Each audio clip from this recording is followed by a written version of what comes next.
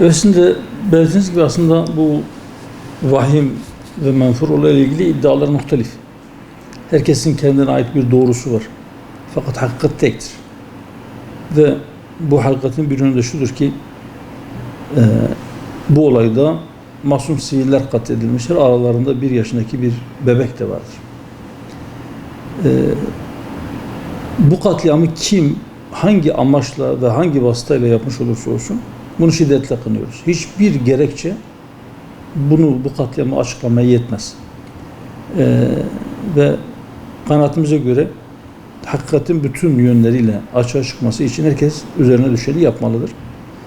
Ben bu vesileyle o menfur saldırıda vefat etmiş olan, katledilmiş olan masum sivillere Allah'tan rahmet diliyorum. Onların yakınlarına da başsağlığı diliyorum.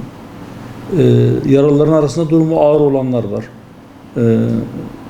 Ölü sayısının artmaması için dua ediyoruz. Allah-u Teala yaralılara acil şifalar ihsan eylesin diyoruz. Mutlaka bu saldırının failleri, sorumluları, her kimse bunlar açığa çıkarılmalı. Hakikat bütün yönleriyle açığa çıkarılmalı ve sorumlular hak ettikleri şekilde cezalandırılmalıdır. Şimdi bu çatışma süreci devam ettiği müddetçe maalesef bazen hiç kimsenin istemediği, arzu etmediği, özellikle bizim istemediğimiz, aslında ehli vicdan sahibi hiç kimsenin kabul etmeyeceği sivil ölümleri de oluyor maalesef. Adına savaş denen bu çatışmalarda ölen veya bu çatışmalardan zarar gören masum sivillerin savaşı olmadığı kesin. Ama eğer çatışma ve silah kullanma bir hak arama metodu olarak kabul edilirse, bu kabul edildiği müddetçe benzer olayların istenmese de bundan sonra da yaşanması muhtemeldir.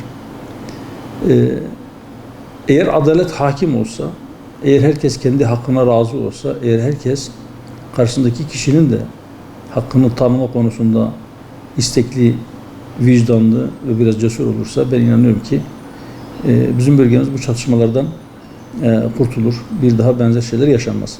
Fakat maalesef biraz önce dediğim gibi herkesin kendine ait bir doğrusu var ve herkes kendi o doğrusunu tahakkuk ettirmek için o konuda belli bir noktaya ulaşmak için bazen birileri kendi ideolojilerine kurban edecek insanlar arıyorlar. Birileri kendi tahakkümlerini sağlamak için sivil de olsa insanları öldürmeyi kendilerinde bir hak olarak ya da işte bir kazadır diyerek üzerine örtme hakkında kendilerine görüyorlar.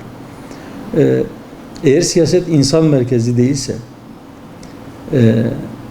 bu ister dış siyaset olsun, ister iç siyaset olsun, merkezinde insan yoksa ve adaleti gerçekleştirme hedefinden insan uzaklaşırsa, o zaman maalesef acılar yaşanıyor, acılar yaşatılıyor. Çoğunlukla da ezilenler masum siviller oluyor.